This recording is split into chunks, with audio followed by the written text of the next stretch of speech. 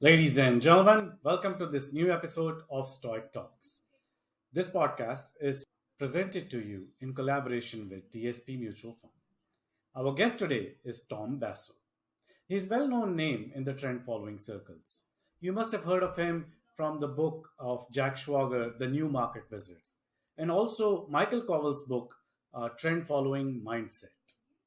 Now, Tom was a founder and president of Trendstat Capital, which was a hedge fund where he developed effective trend following strategies and systems which produced consistent returns over various market cycles. Today, in this interview, we will go in depth on topics like psychology, how to build your own trend following system, position sizing for risk mitigation, and also hedging techniques for your trend following systems. I'm very sure that this conversation will bring you a lot of insights. Tom, I'm really excited to have you on the show. So more so me because my friend Puneet here is a value investor and I am a trend follower. And I rarely get a chance to interview trend followers, especially in our neck of the woods, because for some Yeah. strange reason, there are not many trend following money managers here. Yeah. So really excited and welcome to Stoic Podcast. Well, good to be here. Great. Well, I read you up, Tom, and realized that it will be very difficult for me to ask you any insightful question today, as you have been so generous over the years in giving away all your knowledge. So, almost everything under the sun has already been asked. So, therefore, I would really waste much of your time in introductory questions and straight away cut to the chase. Okay. Uh, Okay. what I wanted to know from chemical engineer to money manager, and you chose trend following as a way to do it. I wanted to know, did you consciously chose trend following as the way to money management, or Ba- was this just serendipity and it happened the other way around? well, you have to go back to my when I was your age. Uh, as I came out of chemical engineering, I was 22 years old. I'm 70 now, so that's it's pushing 50 years ago. And there was no computers. Uh, the IBMs were on punch cards, and there was no live programming of anything. So armed with a calculator that would add, subtract, multiply, and divide. It didn't even have the 1 over function where you could do 1 over x. Uh, I sat and did a bunch of research with paper and pencil and charts.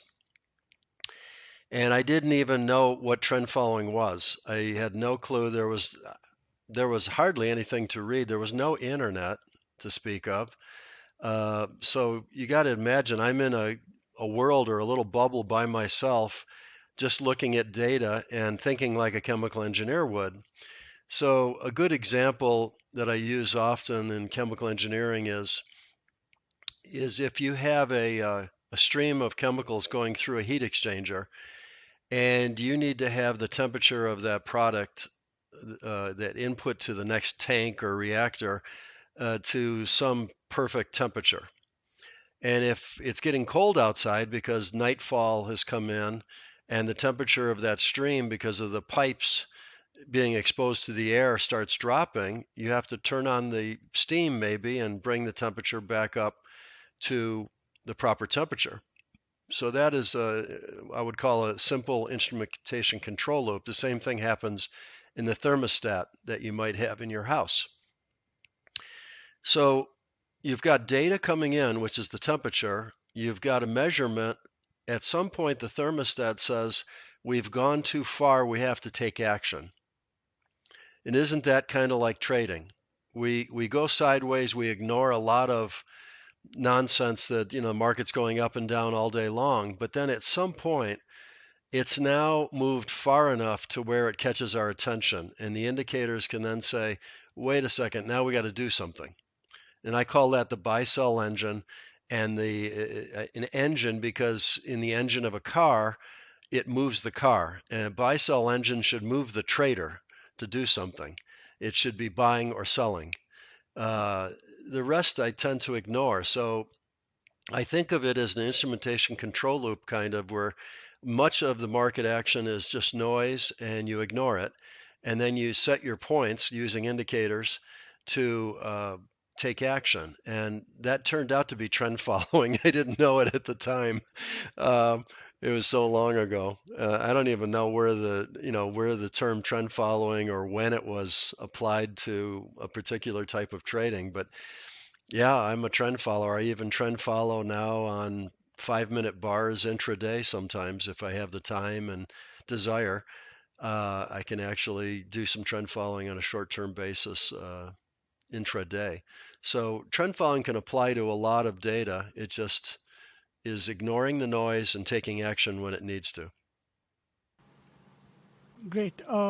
Tom, even though there were no calculators and there were no computers, there was always Warren Buffett, a popular personality in the media at that time. Very popular guy, Warren Buffett, as well as Carl Icahn. You never decided to take that route to investing, which is, the activist sort of world, or reading balance sheets or something like that. Being an engineer, was that ever on table?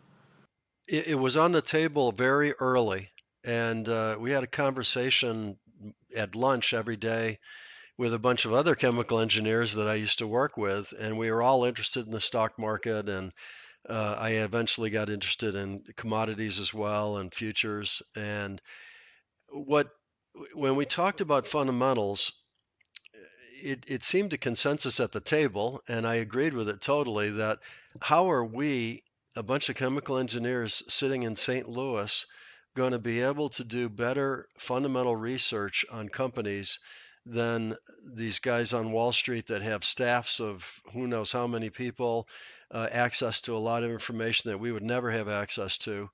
It seems hard that we would be able to anticipate and be ahead of those types of folks. But when they make their moves, that immediately shows up in the prices.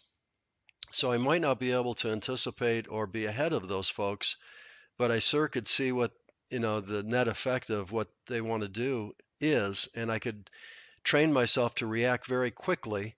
And by doing that, I end up jumping on to some major trends. And as we know, some of the big winners that Buffett has done over the long run have had, multi-year or sometimes multi-decade runs.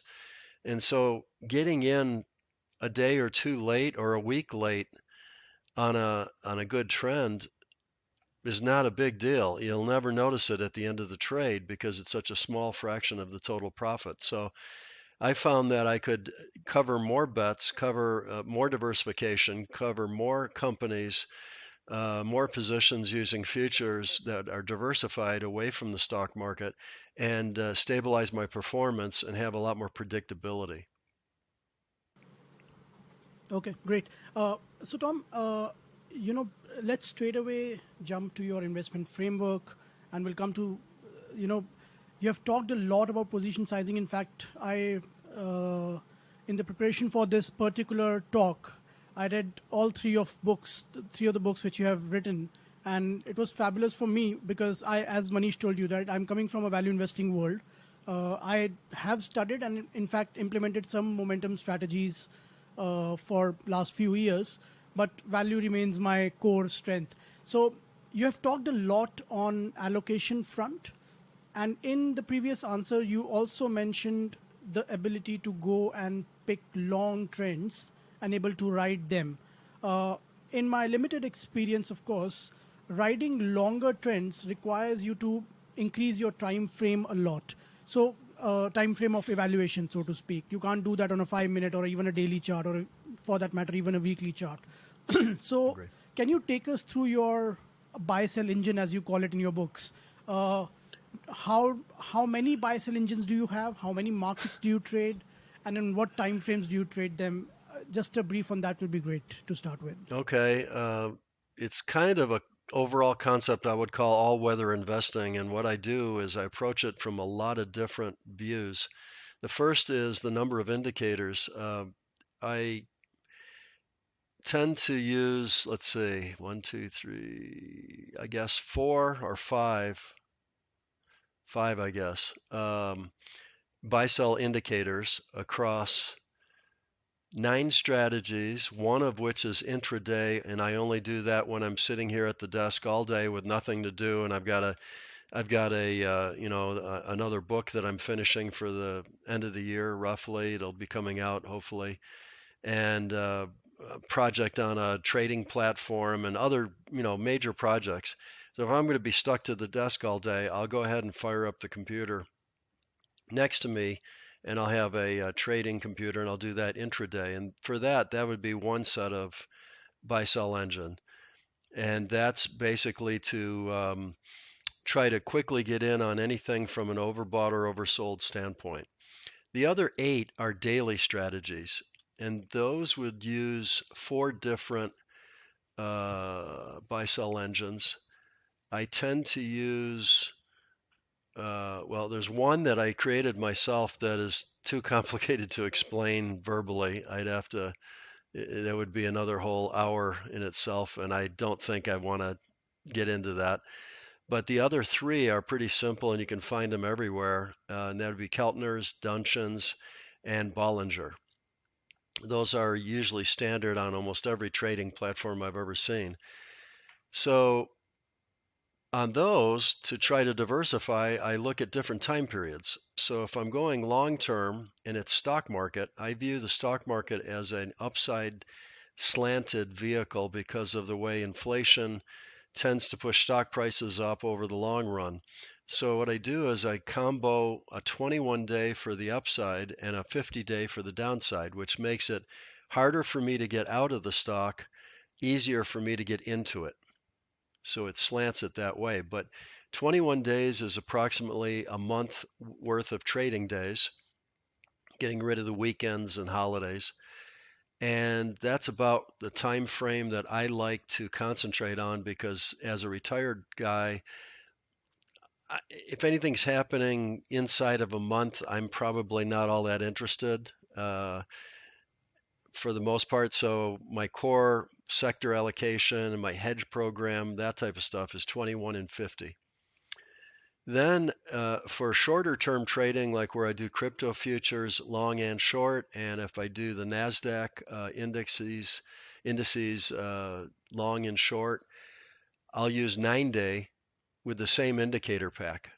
And I'll do the 9-day up and down because I'm just picking up short-term moves.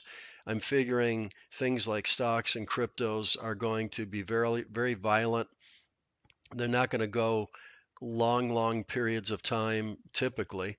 And I'm just going to pick up those little movements on a shorter term, less than month basis. So 9 days for that.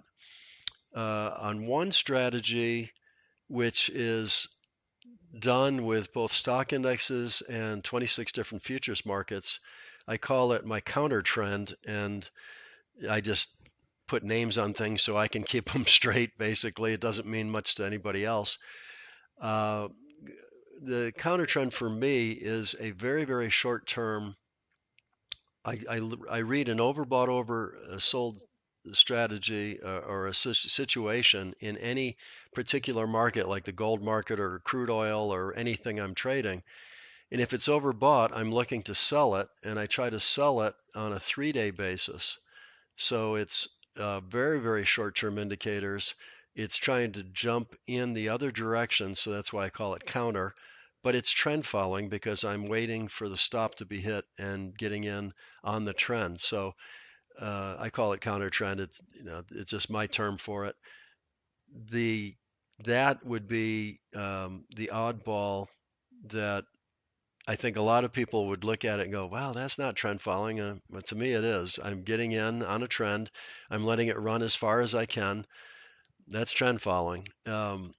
So these 9 things, if you can imagine a cutaway of a piston of a car engine, and you've probably seen it where the one cylinder will be up and the other one's down, and all of that going on. I've got different time periods, different indicators. I'm trading right now. I probably have, as we speak, somewhere close to 50 positions in the portfolio, and I can get all that done inside of an hour at the end of the day, update all my orders. Yesterday, it took me 45 minutes. It was an easy day. Um, and then I'm done. 24 hours later, I come do it again. So, a continuation question on this, Tom. Uh, uh, you have these 9 strategies. Are you equally divided your portfolio on them? I'm talking about the notional exposure. And what I do is I use the total equity in the portfolio as a base load for each of those strategies. So each of the strategies is dialed in at an area or at a level of exposure whereby they balance. So if I've got a 3-day, I'm going to have my stops a lot closer. I'm probably going to have a slightly bigger position, and I drop the exposure level to maybe something like 0.2 or 0.3% of equity. So it's very low. But because of the risk per trade and the volatility is a little lower over a shorter term time frame, I'll end up with a slightly bigger position there. But I know my risk is limited and I can handle that. On a longer term basis, my stop is going to be farther away. My everything's going to be farther away. Risk is going to be greater. So what I'm going to end up doing with this, it's going to have a smaller position size. So I dial that in maybe at a 0.5% risk to equity. And so I balance it through how I put on each individual position rather than trying to worry about taking the total strategy and saying I'm going to give 20% of the money to this and 20% to that. The other thing it does, if you think of it mathematically, and I think I alluded to it a little bit in the position sizing book that I did, is when you use total equity and you have, say, 8 different daily strategies going on, let's ignore the intraday one, you're going to have undeniably, one of the strategies, maybe crypto futures, is going nuts and I'm making just a ton of money there. Well, that's feeding my total equity. It turns out, and I've mathematically tested this, that because the total equity is going up from cryptos, and let's say my 3-day counter trend strategy has had a bad week. So normally, if I was locking into a certain size of assets, that counter trend would end up having smaller and smaller positions because it was having a rough time. But in this case, it's using the total equity, and the total equity has been going up because cryptos are going nuts. So I have more money to be able to put those counter trend positions on. And it turns out that next week is a good week for counter trend, and cryptos are having a bad week. So what ends up happening is by rebalancing inside the computers and allocating based on total equity, you're sort of taking from the rich and giving to the poor, sort of like Robin Hood or whatever. You're ending up improving your return to risk ratios. It turns out in every study I've ever done, if you can rebalance your portfolio amongst strategies, you will end up helping your return to risk ratios. And I'm a big return to risk ratio guy. I'm retired. I really don't like having my portfolio go down 50% or something. I don't want to go back and be a money manager again. I'm enjoying retirement a lot. And so I'm very big on return to risk. I'm not looking for the highest returns. I'm looking for as good a return to risk ratio as I can get. And the ultimate would be is to have zero risk when measured across the entire portfolio of however many X strategies you have, and you have whatever return you get out of that. So return to risk has a denominator of 0 and your return to risk is infinite. If I could get there, that'd be lovely. That's a good goal to shoot for. I haven't gotten there yet, but it keeps my mind active and keeps me trying to come up with ways of improving those return to risks. And that's kind of the challenge I always give myself. Yeah, that's a great goal to have. Tom, do write about your current progress in your recent book, all right, so that we can at least be at par with you. So just to just to summarize what you have said so far, or maybe just putting my key takeaways, you're looking your 9 strategies as one portfolio, and you're not doing that or so okay, 9 separate buckets of assets you have to manage separately.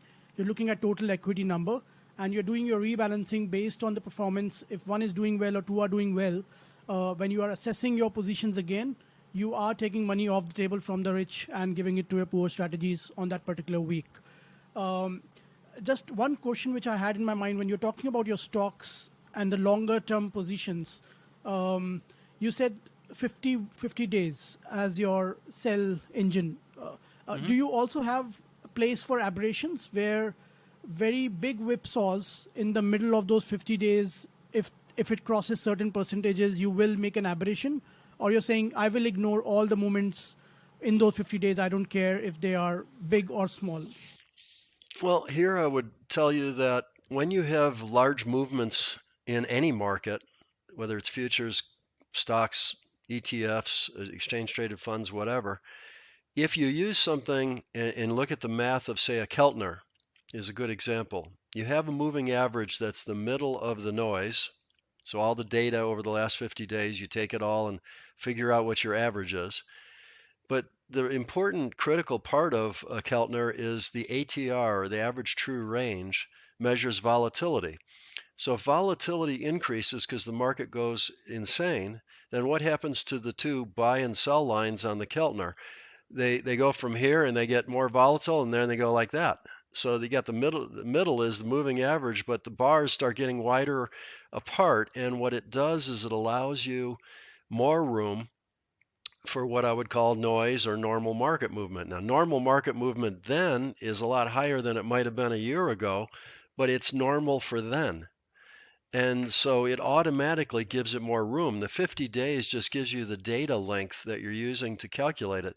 The volatility is measured and is adjusting the indicator on the fly.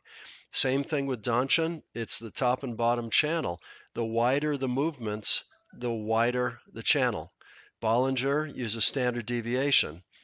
The wider the standard deviation of the movement, the wider the bars again. So they all have that similar philosophy, but get to the final answer using different math, which is why I like to use them together many times.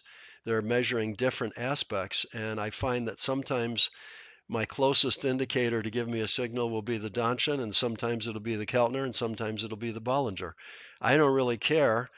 That's measuring normal movement, and the first indicator to go over is indicating that I'm now getting out of the noise and into something I need to pay attention to.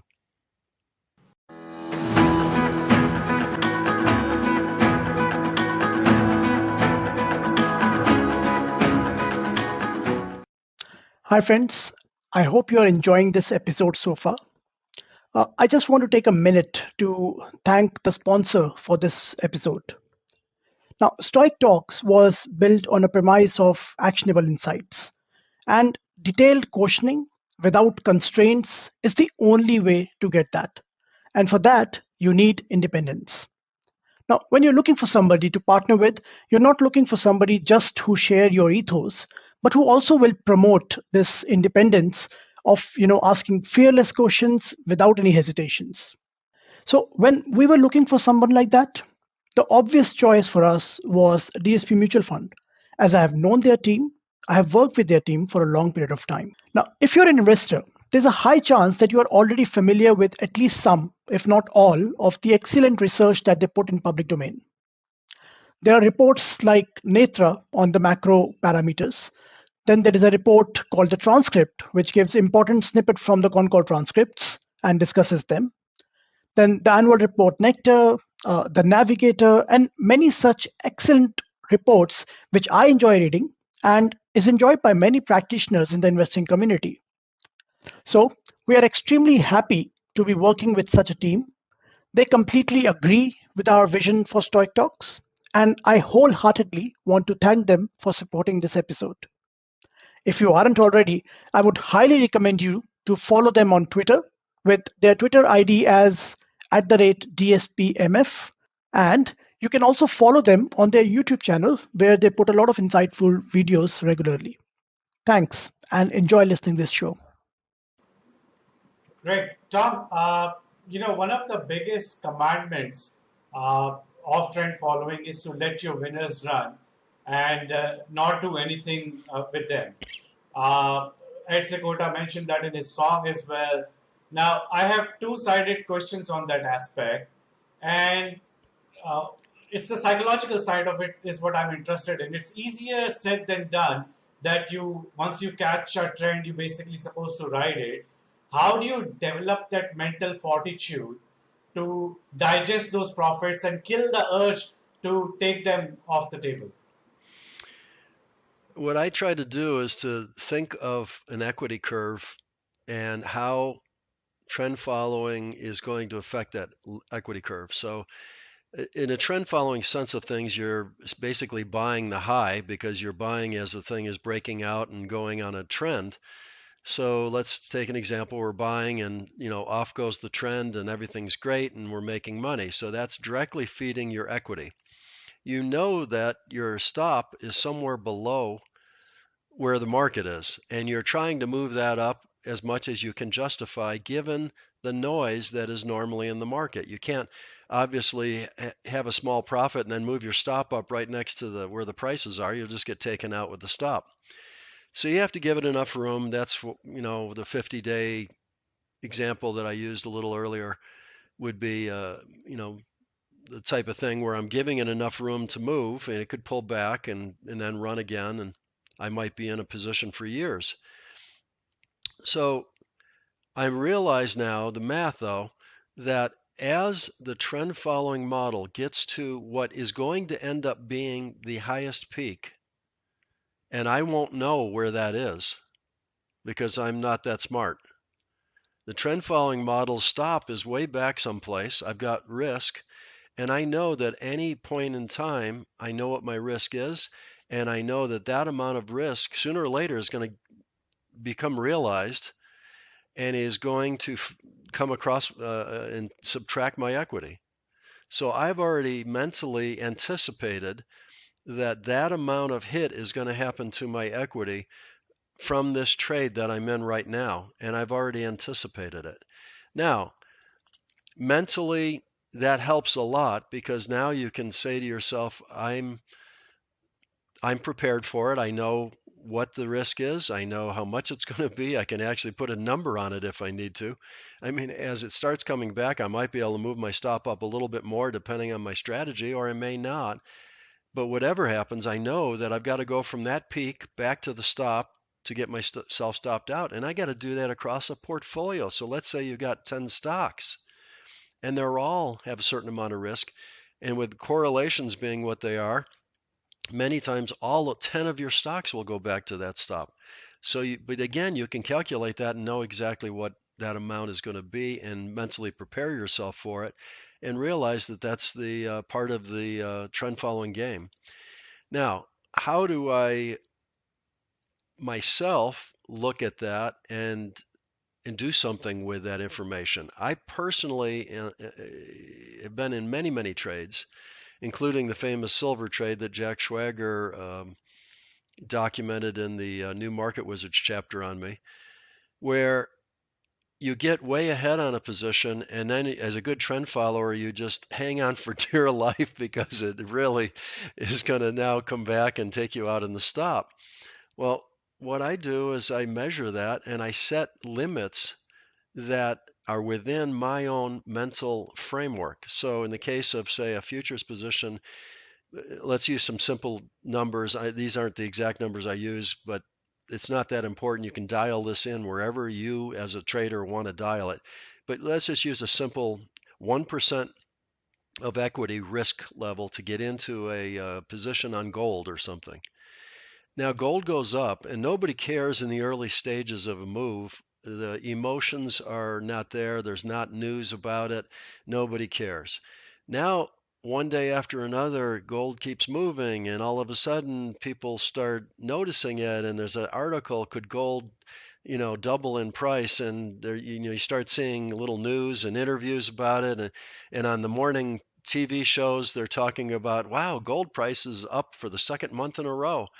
And everybody's now missing gold and wanting to jump on. The trend is very mature now. Volatility has gotten larger emotional content of that market has gotten very high, so the swings are much greater. The risk, the prices can move faster than your stops can move.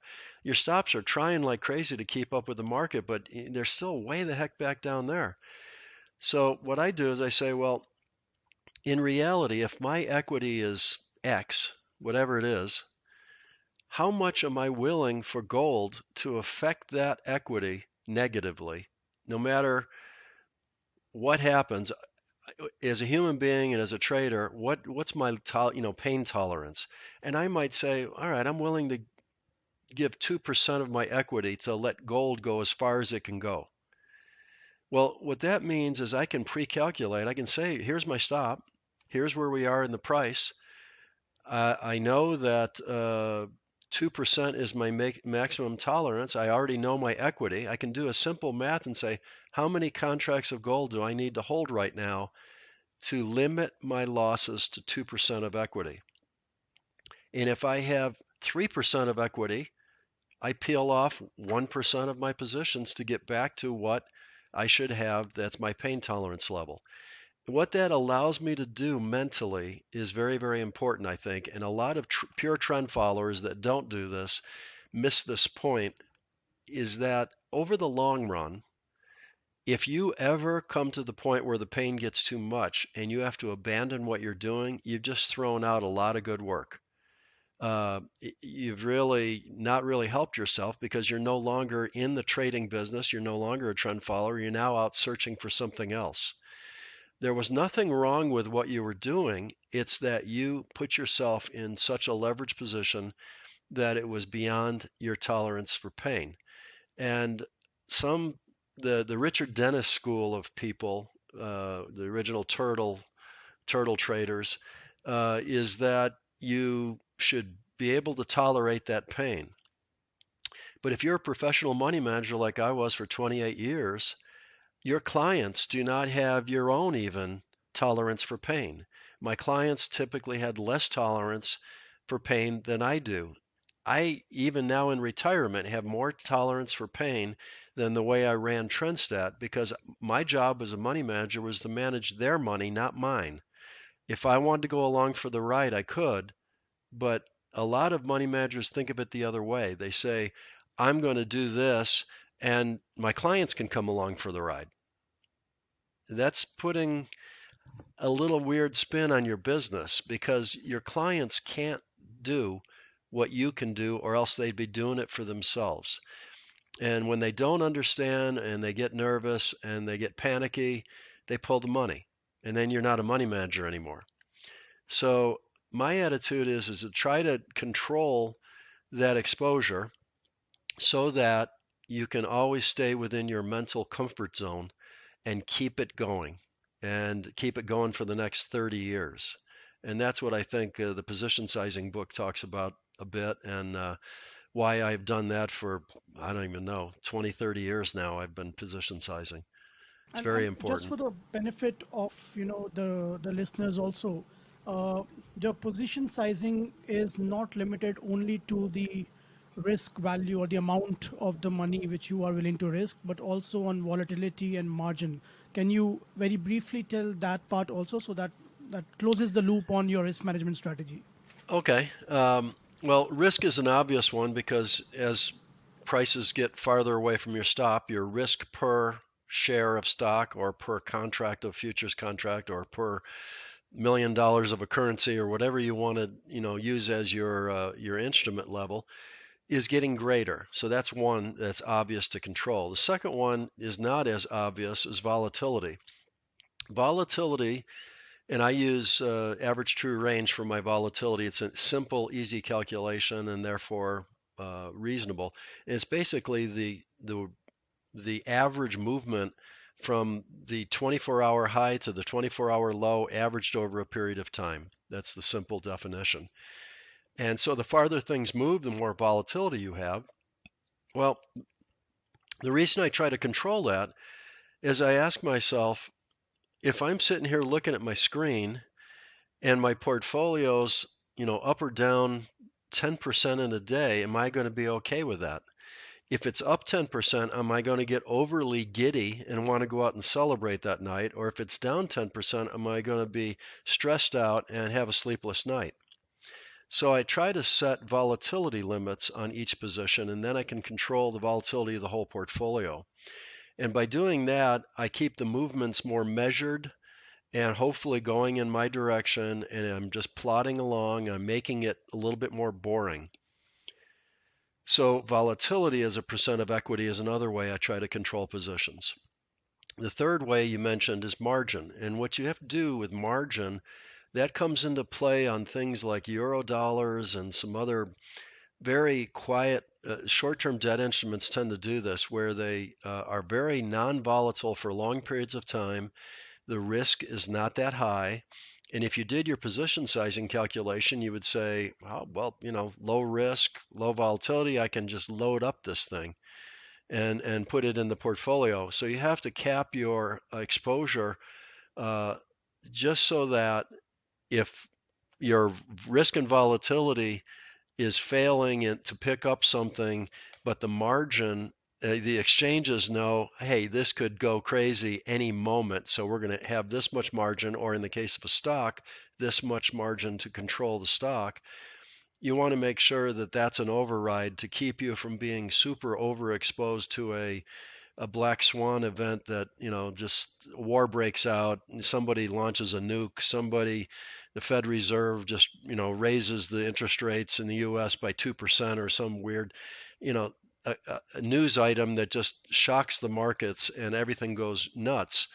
That's kind of an override. So by using all three of those and taking the smallest answer of the three, if risk says, okay, do 10 contracts of gold or oil or whatever it is you're trading, 1,000 shares of stock, and and then if your volatility calculation says do 800 shares of stock, but the margin says to do 600 shares, then do 600. I always err to the conservative side. And you also have a cap on the maximum. And how frequently do you rebalance this? And what is the max? So only when you reach your maximum do you reevaluate that position? How does it work for that? Every position has a maximum, and my portfolio has a total maximum. So that gets calculated every day. And if those limits are exceeded, then I call it that a risk alarm or a volatility alarm or a portfolio alarm or whatever. That level says peel off enough positions to get back down to the acceptable level. So that happens daily. Yeah, and just to actually a plug in here that I really suggest readers to, or the listeners to, actually read the book. In the book, you have mentioned some scenarios, in what certain scenarios, what risk calculations, what happens at different levels, and you have shown your computation. And it's a very small 70 odd page book, so it won't take a lot of time for people to read it. So it's a must read for all the trend followers and for anybody who wants to understand position sizing. Really, really helpful book. Tom, let me take you to a hypothetical scenario, right? As of now, you are doing 19 different markets from what I have read and what I've heard so far. 26 now. I've expanded it. Okay. Okay. I don't like to be bored. Yeah. So 20, so 26 different markets. Yeah, and obviously a large amount of diversification comes from the share size and the number of markets you are in. But as a money manager, not everybody has a choice to do multiple asset class, right? So imagine yourself being in the shoes of a money manager who, let's say, only have mandates for stocks, and stocks by their very nature are heavily correlated, to each other. Put yourself in that shoes. How will your risk management change, given that the correlation between the individual assets is going to be very high? And I'm sure Right. you never started with 19 assets. I'm sure you started with one or two. So you will have Right. some practical experience there also. The answer, if I was put into that little box, which I would hate to be in, knowing what I know, um, would be to probably come up with a way to hedge. And the reason I say that is when you have, say, just a simple example, 10 different stocks. Some stocks are going to be very highly liquid. They might be the most liquid instrument on the entire exchange. So you can get in and out, 10 times a second it's being traded. Things like SPY, which is the largest exchange traded fund in the US, which is based on the Standard & Poor's 500, I think trades between 30 to 50 at least times a second. And you put that in perspective, you think, all right, well, if I've got 100 shares of SPY, it just gets gobbled up in those 50 trades. You're never going to have a problem getting in and out of it. On the other hand, one of your 10 stocks might be this $2 little gem that you discovered through your value screening. And I don't know, it might be a pharmaceutical company that's just got the next best drug that's ever been created for mankind. And then you're hoping it goes to 200. That's not going to be a very liquid position. So getting in and out of it and what I would call attacking your risk is a term I use a lot, is difficult because the position is the position. You can't really easily get out of it totally. You can't, maybe you can buy more, but you don't want to buy it higher. You've already own it. You've got the right position size. So you struggle with what to do with the market risk. So say the whole stock market's going to go into a downswing and it clearly is giving signs of a downtrend from a trend measurement standpoint. If you have something like, in my case, what I use is the Standard & Poor's 500 stock futures, it's very highly liquid. And for a very small amount of margin, I can sell one contract and cover $100,000 to $200,000 worth of equity exposure, and I don't have to get out of my stocks. I can just leave the stocks there. I've now gone short the futures contract, so I'll use my hands in the camera if I can. My palm is where profit's made. The back of the hand is loss. If we've got a stock portfolio that's sitting there that is basically stocks go up, I make money. Stocks go down, I lose money. If I put in place something right next to it called some kind of a hedge, then what happens is no matter which way the market moves, up or down, I'm making it on one side, losing it on the other, and both two things are highly correlated to each other. But the one that I'm using for the hedge is highly liquid, so I can put it on, take it off every fourth, fifth day if I need to. So no matter how volatile, no matter what I'm trying to do, I don't have to affect that core stock portfolio, and I can just adjust my exposure. I could do half exposure. Like say you got, I don't know, $1 million worth of stock, you could do a $500,000 worth of hedge and leave the other half unhedged if there was some reason to do that. So you can dial in your exposure wherever you want, and you can do it very easily and very inexpensively without having to suffer going and doing actual stock transactions. So that's the way I would approach that problem. But Beyond okay, that, but would you change the size of the hedges also with the phase of the market? So let's say market in 2009, post the crisis versus a peak market, let's say 2007. Would you have different strategies for hedging at various stages? You could be in trend in both the cases, but in one case the trend has just started, in one case the trend is pretty long. How would you position that? when the if the trend is fairly long, then what's happened is the trend following model for the hedge should have already gone over if it's going down for a long time. Uh, the trend following model should give you the signal somewhere close to the start of the trend, and then after that you just let it go. So I guess I'm not smart enough to realize whether or not we are going to, like right now we have a down day in the stock markets here in the US. I don't know, is that the third stage of a bear market? Is it just a continuation of something that might last for the next decade? I mean, the depression back in 29 lasted through what, the 30s and into almost the 40s or something. So who knows? I let the market do what it wants to do, and my job as a trader is to go along for the ride. So when you look at it that way, my exposure, if I think that I'm in a downtrend and I've got long exposure that's at risk, I'm going to hedge that exposure 100% all the time, every time. just makes it simple mentally on me. And at that point, whatever the market does at that point, if it goes up, I'm losing on my hedges and I'm making money on my stocks. If I'm going down, I'm losing money on the stocks, I'm making money on the hedges. Either way, I am just sitting here watching the action and waiting for the indicators to tell me that the direction is now shifted back to the upside. I can remove the hedge, let the stocks, as I call it, let the horses run, take the reins, let go of the reins and let the horses run. That's kind of the way I look at it. I'm taking off the hedge, which is holding back the portfolio, and I'm letting the horses run. The stocks can run with the up market and enjoy the ride that way. So that's my attitude towards how to attack the risk. And I think a lot of people, I use that term. The attacking risk thing is important mentally too, because if you think about it, a lot of investors and traders try to say they're conservative. They put this label on themselves, conservative.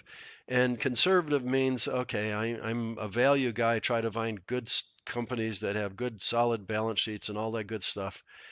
And all of that is good and fine. But what ends up happening ultimately is risk wants to come and visit you. If you have the most conservative stock in the world and it's going to last, it's going to be around after the next depression. But if you go through a depression and most stocks go down 90% on a dollar, 90%, what is your conservative stock going to be at that point? Should you need to liquidate that and have that money? It's going to be down a bunch. Maybe not 90, maybe 50, maybe 60. Maybe you drastically beat the market, but in reality, you lost a bunch of money. And that's not helping the cause. So my attitude is to observe risk and not passively just say, I'm going to buy and hold and I'm going to just last it out and I'm going to, this is a good company, it'll survive and all that. My attitude is, why not attack that risk? You see the risk is there. There's always going to be market risk. There's going to be individual instrument risk. There's going to be, risk of bankruptcies and news risk. There's lots of different risks out there. Why not try to get a bit of an assessment of what kinds of risk are you going to be potentially exposed to over time and actually attack them somehow. And that's where the hedging comes in, because hedging is a positive action that you're taking to squash down risk. And it puts you a bit more mentally in control of the situation as opposed to just sitting back and saying, well, I don't know what the market's going to do, but I'm just going to be a good long-term investor and be conservative and not worry about it. That's not a plan, I don't think. So, Tom, on the topic of hedging, I actually went through one of your webinars and where you shared something as simple as basically a Donchian on SPX. I wanted to know, does something as simple as that works? Because my concern was that what if I'm incurring double the losses, let's say a whipsaw on the hedge and the trend following not working out on the long portfolio? Not quite, because before you put on the hedge, you lost some to get to your trend following signal, so that was a loss. But once you put the hedge on, no matter what happened from there, you didn't lose anything. Even if it goes back and whipsaws, your portfolio goes up, your hedge loses, and now you take it off and the stocks keep going, then you're fine. If you stay in a sideways forever and you keep putting them on, taking them off, putting them on, taking them off, you're going to have multiple whipsaws, and that does cost. But if you've done your job on the stock side and you've got your good value stocks that are, every time you go through the cycle, the stocks are holding up really well and going higher and higher, you should be okay. I don't mind a 5% loss or a 3% loss or an 8% loss on a portfolio. What I detest, especially in retirement as I am, would be a 50% loss.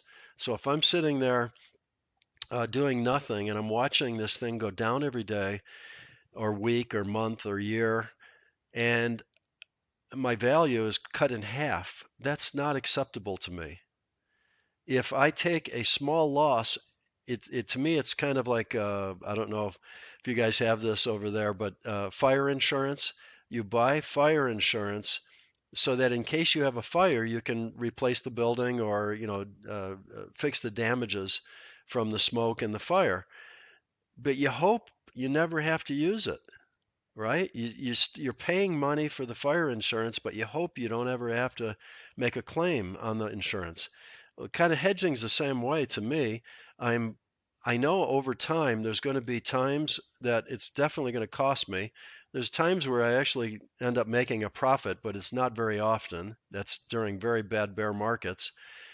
But what it does over the long run is it preserves my assets so that instead of being down 50 and having to come back 100% just get to back where I was, that's the math. If you're down 50, you got to make 100% on the 50% to get back to your original 100%.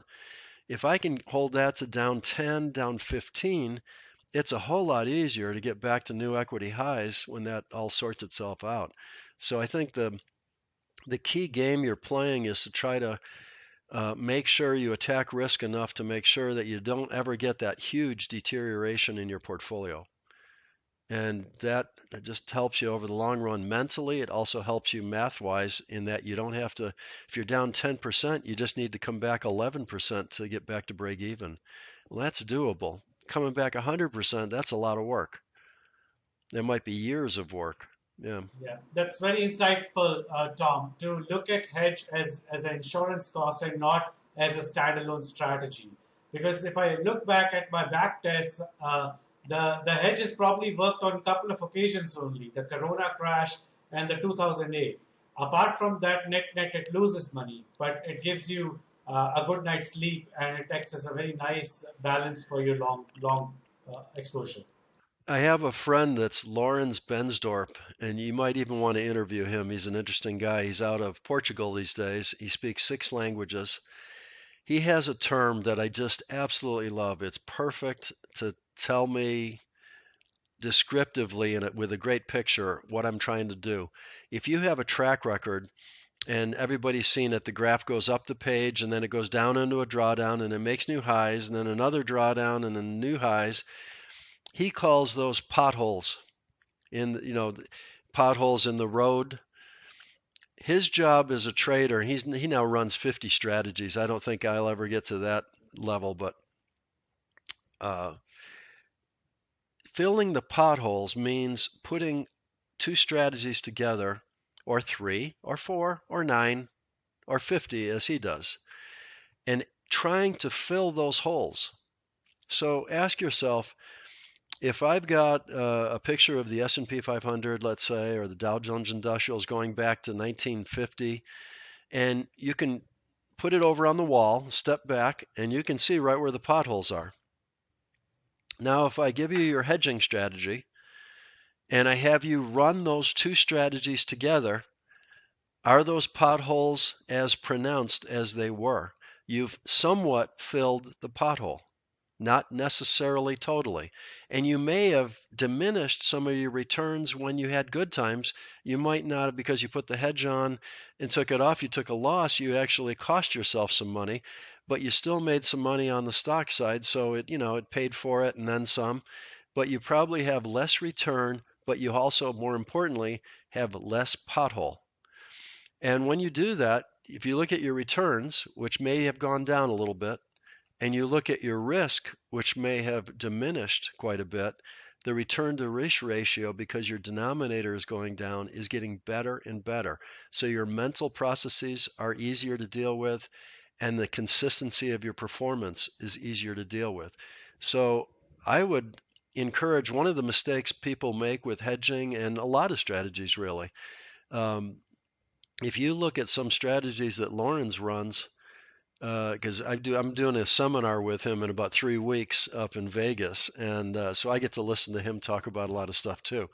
He gets to listen to me, but he'll tell stories about stuff where he'll do a strategy, one of his 50, and it basically barely makes a profit. It's almost break even, but it's designed specifically to go against certain market conditions that help to create a pothole with some of his other strategies. So by adding it in, his return to risk ratios go up, his line gets smoother, his consistency is better, his mental processes are better. That is what he's striving to do. And I think that's something that where a lot of traders make a mistake of just running the numbers on any one strategy and saying, well, this doesn't have much expectancy. It doesn't really produce a profit, or worse, hedging might actually lose money over the long run, since you're always going short the stock market and the stock market generally has gone up over the decades.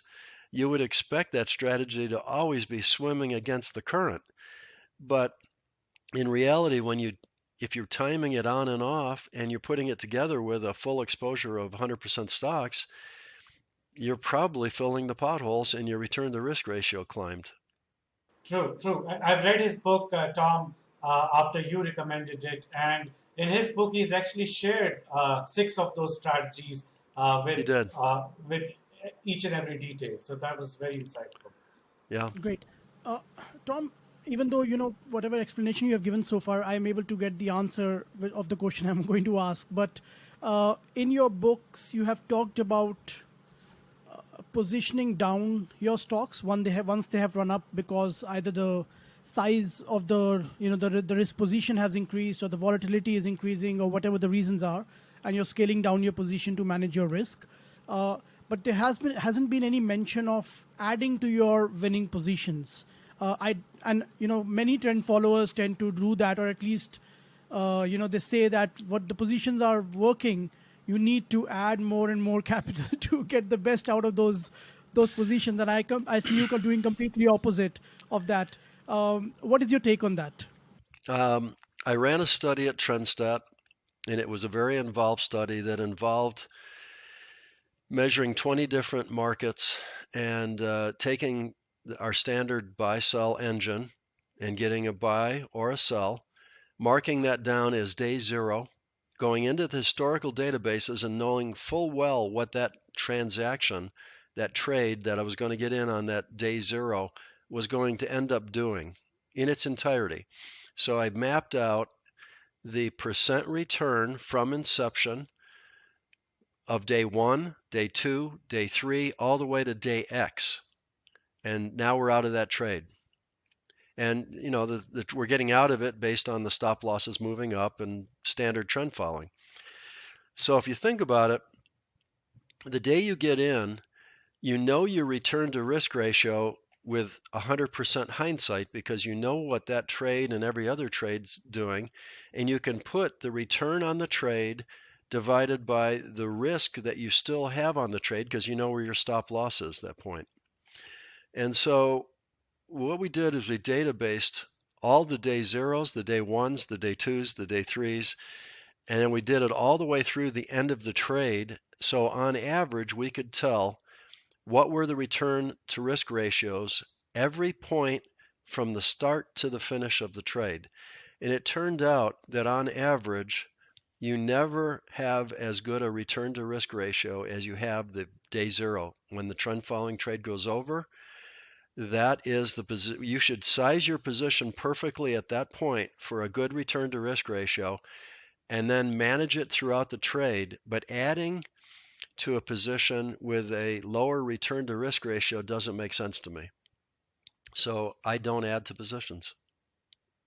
Is that study public? Oh heck, Well, I no, it would and be it's great long to. gone. I Okay. turned off the computers in 2003 that we were running, and I don't have any access to any of that anymore. But um, I do vividly remember the study, so I can tell the story at least. But no, it's not done. If somebody wants to do it, I'm happy to consult on it, or give you some Yeah, ideas. sure. Absolutely. And you guys can do the heavy lifting on the programming. But yeah, it's pretty straightforward. You basically take every trade from start to finish, day zero, all the way to the finish, and you know what the return's going to end up being. You know what the risk is every point in time. Just do the daily return. Day zero return to risk is this. Day one is this. Day two Yeah. is that, and you'll just see the return to risk ratio declining because you know you're getting closer to what is going to be the end of the trade. I've never had a trade that I stayed with forever. So there's never been an infinite profit trade. There's always been a finite profit trade, and risk is finite as well. So you can always calculate that, and we just did it. And on average, I mean, yeah, there's always exceptions. I mean, gold has a run, it pulls back, your risk gets diminished, and it runs even farther on the second run than it did on the first. And you have a long enough run to where it works out. But most of the time, average being what an average is, it is diminishing over the life of the trade. But then that brings me to the second part of the question, which is when you do take the money off the table Mm-hmm. to balance your positions. Again, I understand that you are running 26 markets now and 19 earlier at the time when I read the book. You will almost always have some place to put that money to use. Very rarely you would need to go into cash because some market will be showing some promise at one point in time. Correct. But if you are again in that hypothetical box of managing a particular asset, would you then recommend to move to cash if you're not finding positions, or in that case, would you say let the winners run? You can avoid the trimming part, and your hedges are No, already there in place. I would use a short-term cash instrument with paid to interest and try to work the money on a very safe basis that didn't have market risk. And yeah, if you're not finding suitable alternatives, then you're going to increase your cash.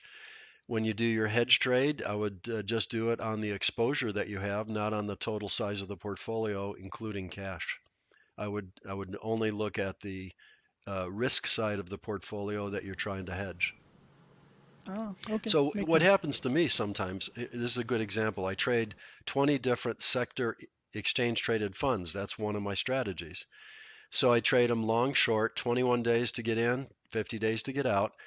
Right now I'm running 25% invested. So I've got 5 positions out of potentially 20 that I trade.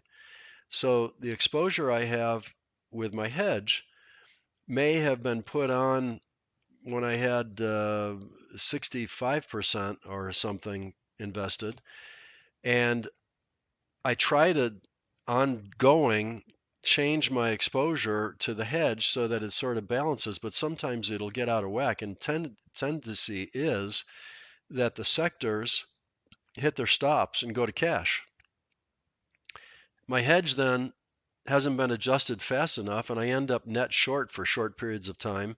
And that's actually great in a bear market. I'm picking up profits on my hedges compared to what I'm losing over on the stocks or ETF side. So yeah, I just go to cash. I'm sitting here right now in this bear market with I don't know what it is. It's probably 70% cash or something. It's Oh, Wow. wow. That's but that actually is a surprise to me. I was not expecting that number. No, that's well, probably you're confusing it with the Indian markets. The US is in a bear grip, it seems. Yeah. Sure. Tom, you have written three books in different intervals. Actually, two books yourself. I'm not talking about your golfing book. Let's keep that separate for now. But two investing books, one in '94 and now in 2019. I want to know how things have evolved between those two books. See, I have the benefit of reading them to see how it changed and how things have evolved. But for the benefit of the listeners, how have your investing evolved in between those two books? well, between the two books, I would say first of all, when I wrote the first book, which is Panic Proof Investing, we were in the world of PCs then. Desktop PCs was largely the computerization level. There wasn't as many electronic exchanges like Globex and the eCBO T and the NYMEX automated systems and Comex, eComex. A lot of these markets now have become more electronic, but back in those days, there were still physical pits and archaic ways, a lot of mistakes made by traders in terms of trying to get an order to a floor, get it executed, get it back, and make sure everybody did everything right. So back in those days, things moved, it seems to me, a lot slower. And I think that that's been the biggest that change that I've noticed is the speed of everything just gets faster because computers allow you to do things as a human being faster than it used to. To do a trade back in the 1970s on a corn trade, let's say, I would call my broker. The broker would fill out a ticket, take it down the hall to a teletype. Teletype operator sends it to the floor. There are people on the floor get that and hand it to a runner. The runner takes it out to the pit. The pit guy then executes the trade, he marks down who he traded with, throws it down on the floor. The runner grabs it from underneath the pit, runs it back to the teletype to the office in St. Louis in those days. And then they give it down the hall to the broker. The broker calls me a half an hour later and tells me that I got my corn fill. And nowadays, if I hit one button, transmit, there'll be a little beep, a little block will go over on the bottom right side of my screen saying it's already executed. It's a different world. So that's the biggest difference. The second thing I have matured over the years, I'd say, is that I realized that because of electronics and computers, I don't really want to limit myself to just stocks or just this or just that. The more I can diversify by market, the more I can diversify by time period, the more I can diversify by indicators, the smoother I can make my results. So I don't put on this label to myself of I'm a stock trader or I'm a futures trader or what. When I retired back in 2003, probably most people thought of me as a currency trader because that was the bulk of our business. I traded like $600 million of currencies, and all of the rest of the stuff was like 100,000 tops, something less than that. Or I mean, 100 million, 600 million and 100 million. So I mean, it was 1/6 of my business was all this other stuff. And now I trade currencies by way of the futures, but I don't think anybody thinks of me as a currency trader anymore. I certainly don't view myself as one. And when the new book coming out is going to be The All-Weather Trader, that's kind of describe my life and how I figured out a lot of these things. And I think that's been the evolution of me learning how to fill the potholes, how to diversify by time period, diversify by market, and smooth out the results, keep pushing the return to risk ratio up. That's been probably the last 50 years. Wow, that's good. That's really insightful for me. Uh, yeah, Tom, I wanted to know that trend following across various asset classes is like watching paint dry. The feedback loop is very slow. When would you know that your edge in the strategy has stopped? You cannot really wait for the PNL to tell you that because the feedback loop is so slow. Do Yeah, you? the Yeah, Go ahead. Well, it's a yeah. good question, and it's one it's almost a little bit of an art to try to figure out the answer to that. But I'll take a shot at it. Um, a lot of people who get into the technical side, they hear me talking about computers and trading platforms and all that, and so they go out and they're programmers or they learn programming and they start, programming all this stuff. And over the last 6 months or something, their trend following models produce losses. So they immediately jump to profits and losses as something is not working anymore. And that is not the way I look at it. I try to break historical simulations very strangely down into up markets, down markets, and sideways markets. So let's take a simple trend following model. Let's make it a 20-day against a 100-day moving average of some stocks. Okay. Let's take then a market, and we're going to time it. It's a liquid stock. We can get in and out any day we want, any second we want. So in the up markets, what would you expect a trend following model to do with a stock that was highly liquid in an up market? You would expect it to make money. Sure. So as long as that part of the simulation that I would rate as an up market was making money, it's not broken. Then I would say, okay, let's look at this down market over in this section of the history. What would you expect a trend following model to do during a down market? You would expect it to probably sell out, be in cash, and for the most part, have a line across on equity, on the equity curve. You wouldn't be making money, you wouldn't be losing money, you would be making nothing Yeah. because you've timed out of it. So you'd look at those periods and say, there's the line going across the page. That's not broken either. Then you'd look at the sideways. Now, what would you expect with a trend following sideways? You would expect Pain. whipsaws. It jumps up, jumps down, jumps up, you're getting in, getting out, getting in, getting out. Probably smaller losses than normal, but as it's going sideways, you're going to take some of those and you're going to have a drawdown. So you look for the sideways periods and you look at the drawdown and you say, that's fully expected as well. So is anything broken? Not And really. you just keep going. Uh, That's the way I look at it, because if you try to put a number to it or try to run a simulation and try to somehow say this is no longer valid, then you're basically saying to yourself that there will never be trends again. And if you believe that, then okay, then you shouldn't be a trend follower. Then you should I be. personally think the world has gotten more chaotic. There's more trends.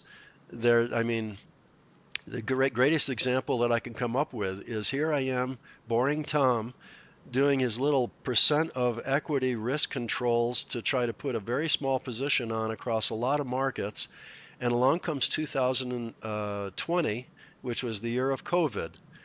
We have the COVID crash starting in February, March, April, maybe May, and it just plummets. And I'm trading futures and I'm trading short stocks, and my hedges are going net short as fast as I can take them off. I am just cleaning up on the COVID crash. And then what do you see on Twitter? Everybody saying, well, I don't know if this is the end of the crash because, COVID looks really bad. The whole world's, may die. We're going to have to at least test this bottom before it goes up. Well, guess what? It didn't test the bottom. So all those chart readers that were looking for the W, the test of the bottom, never saw it. Yeah. But my indicators are based on just moving average volatility. Yes, my stops were a little farther away, but eventually they got hit. I got in. I was 100% invested. Futures all reversed. They went the other way. I ended up with 103% return that year. And I'm the same boring guy then that I am now. And I can tell you right now, my last 12 months as of yesterday afternoon was something like 9.9% for the last 12-month running. Wow. Same guy, same levels, doing the same thing, two different results. One is because the markets gave me that opportunity and my indicators exploited it, and I just went along for the ride and did what I do. This year has been a little bit more rough. You've got generally a down market, which has been profitable on the side of it, but there's been some choppiness on that downswing. So there's been some sideways in there that cost me some. So I've got an okay year. For me, 9%, if I finish the year at 9%, I'm totally delighted. It's not going to change my life. So COVID was an interesting time that not only chartists but even the value investors started talking about W-shaped recovery, and waiting for the markets to crash to put the money back to use. where does that fall in the value investing handbook? Yeah, it was. I saw some fund managers selling out of the positions which they called as structurally buy and hold stocks. That you should hold for a lifetime, and then they sold it in a matter of 30 days, saying the world is gonna end for them. So I find it humorous that when people say I'm not a trader, I'm an investor. And I say, well, what's an investor? Well, I buy it and I hold it. And I said, are you going to die sooner or later? Yes. Well, then your stock's going to be sold. You're a trader. You're going to buy and sell. You got to have a plan for buying. You got to have a plan for selling. And I don't care how long it is, you're a trader. Just quit with the investors like an excuse to turn your brain off. Yeah, yeah. Manish, you wanted to ask something on the tools also, right? You said you wanted to ask Tom on the tools he use. Yeah, I just wanted to know if somebody is interested in creating his own trend following system, uh, what languages, software languages he should be learning. Okay, I'll answer that a couple different ways. First of all, depending on your level of computer expertise, many of the trading platforms, just like I use Interactive Brokers Trader Workstation, there's lots of trend following models that are built into the system, and they will give you your buy and sell signals, and you can set them up, and you can use a simple spreadsheet to calculate your position sizes, so you don't have to get really super complicated computers. If you are going to try to automate it fully, so you're going to integrate your buy sell engine and your indicators together with your position sizing and have it spit out an order and queue it up so that you can just hit the transmit button and you're all done. That's a bigger level, but there I would probably look at C sharp as probably the most powerful and most comprehensive or flexible of the things you can do. There's lots of tool packages for that. You could certainly hire a lot of C sharp programmers out there that they're all over the place. Microsoft has made the C sharp language completely public now.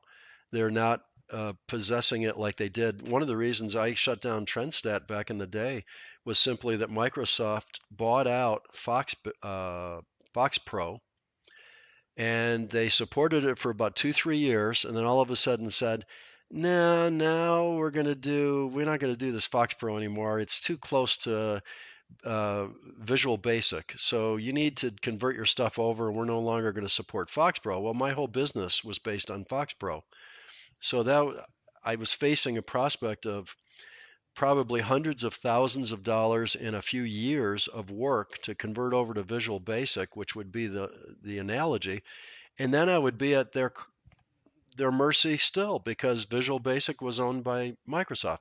They could shut down Visual Basic and say, nah, we're just going to all do C sharp. We're going to shut down Visual Basic. So the reason I look for a public available, where all the code is available, the operating system's known, and it's out in the public, is that it no longer is under the control of one company. It's a community. And as long as the community keeps enhancing it and making it better, I think that would probably be a better way to go for being robust down the road with your strategies. So I would learn C sharp and probably do my programming there. And I actually have taken some courses in it. It seems pretty straightforward to me. I've not built anything. I'm working with another guy I'm consulting with now to produce an in the cloud trading platform, simulation and trading platform, so that not only will I use it, but I'll be able to recommend it to people and hopefully make it easier for people to try to do some stuff without having a knowledge of computers.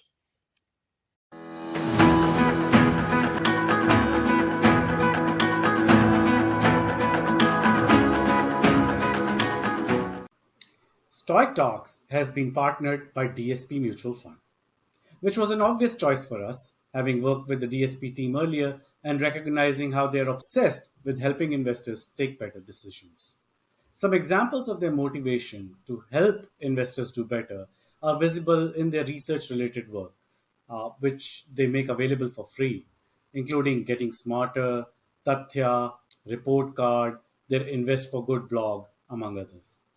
We thank Team DSP for supporting this episode of Stoic Talks and recommend that you follow them on Twitter at DSPMF. Great. This is interactive broker is for the order execution, Tom. I was asking, what do you do for back testing? For back testing, I'm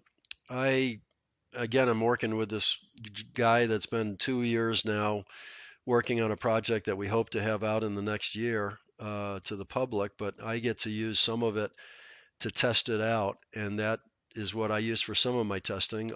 Depending on the test, a simple spreadsheet. I mean, back when I started, an Excel spreadsheet was a pretty clunky thing, but if you have 64 gigs of RAM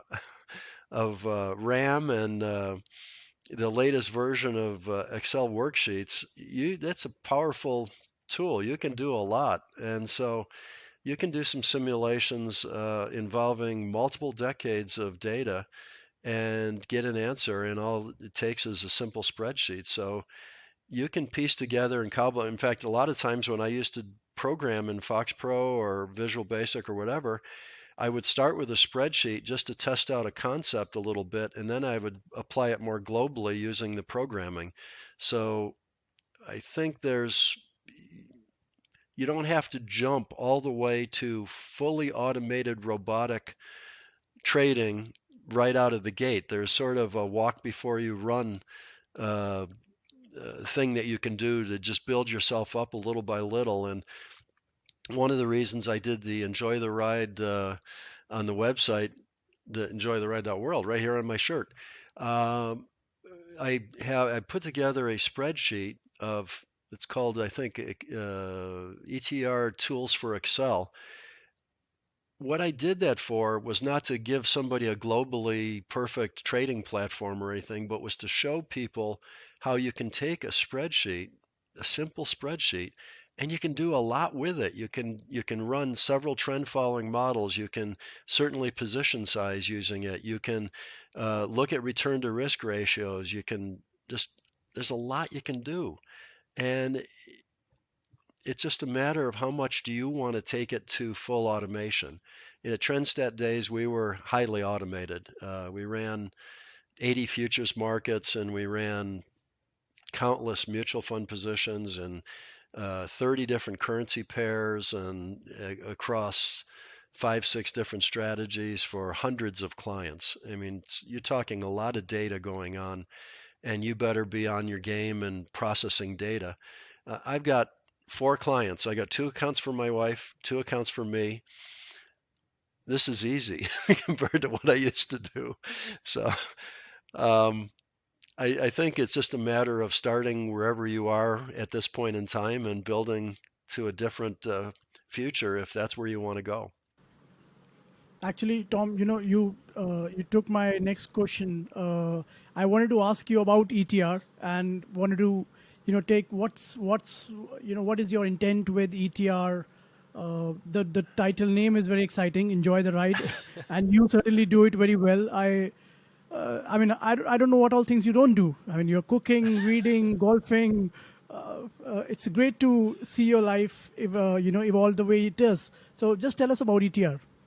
All right. Well, ETR started out with me helping out my stepson and my brother-in-law with some advice on when I put the hedge on and off.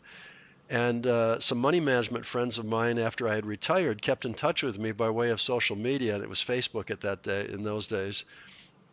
So I decided, all right, I'm just going to put whether I'm long, short, I'm up direction, down direction, hedge on, hedge off, make it a little tiny snippet. It won't take me long, and it can go out to everybody. And what the money managers started saying, wow, that's great. So one leads to another. Pretty soon I've got, a number of thousands of Facebook followers trying to get my signals. And I realized there's a limit of 5,000 on your personal page. So I had to create the Facebook enjoytheride.world page so that I wouldn't be limited by the 5,000. And at the same time, one of my former friends, my friends, he's still a friend, says, there's a lot more financial discussion going on over in Twitter. You probably should put your posts over there as well. So I did. I had 0 Twitter followers. I now have 46,000 Twitter followers.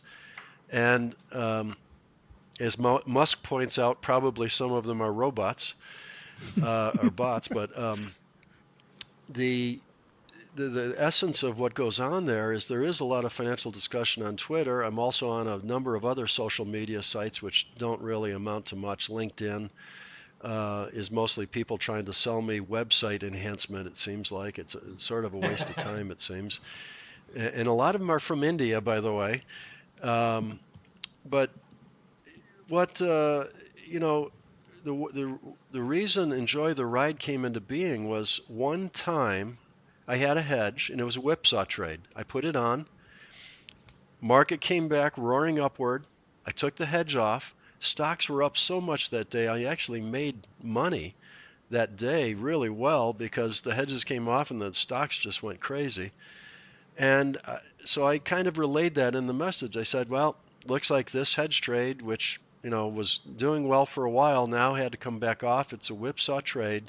These are part of trend following. My stock side of the portfolio is going crazy. Enjoy the ride. And everybody loved it. I got comments about, oh, that's so cool. Enjoy the ride. Yeah, that makes sense. That's what we really do as traders. So I used it again. And I did it a third time, and everybody started, really liking that. And somewhere along the way, because of the 288 character, which I limit on Twitter, I hate that. I guess I'm long-winded or something, but I don't like all the cryptic abbreviation stuff and the limits.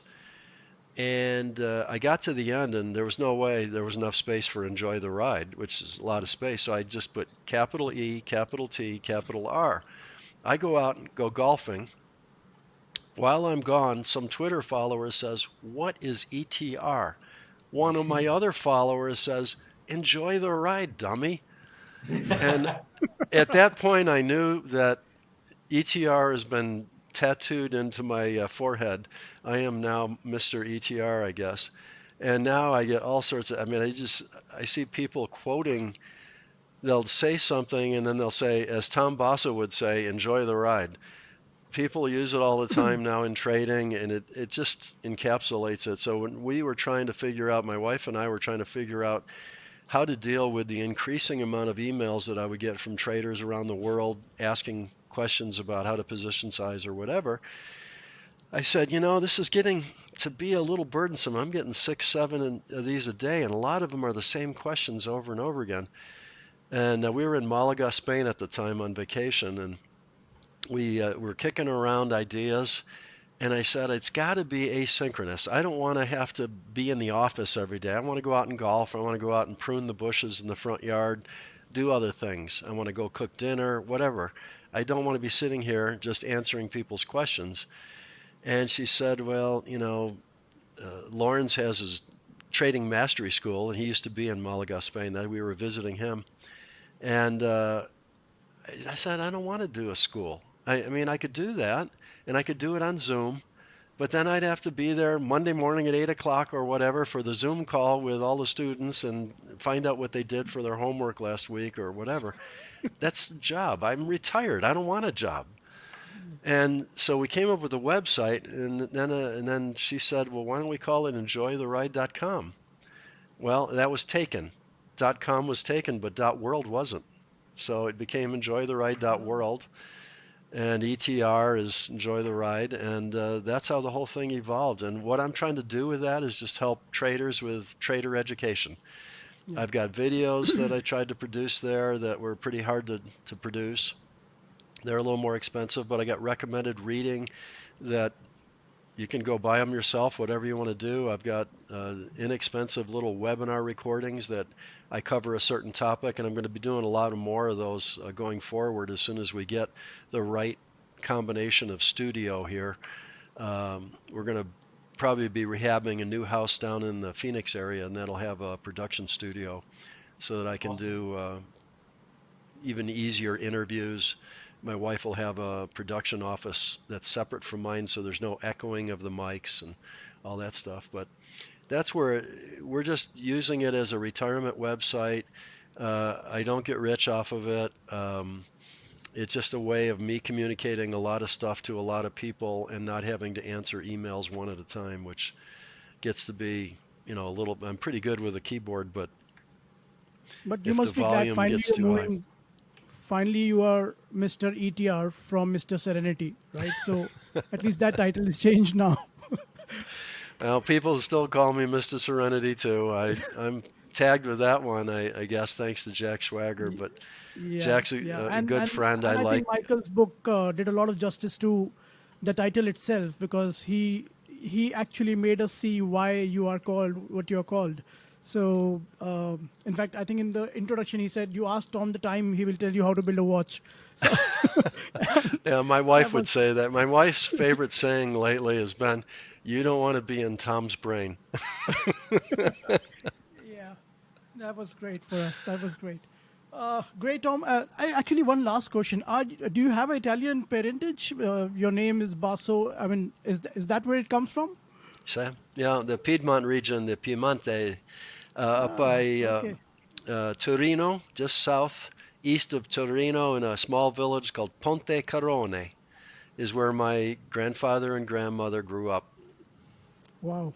Okay. And but you have always been in US. Yes, I'm 100% U.S. citizen. My father is 100% U.S. Ah, okay. citizen. He's passed, back in 1999, I guess. But um, yeah, he was born in the United States, uh, in a little, just on the west side of Syracuse, New York.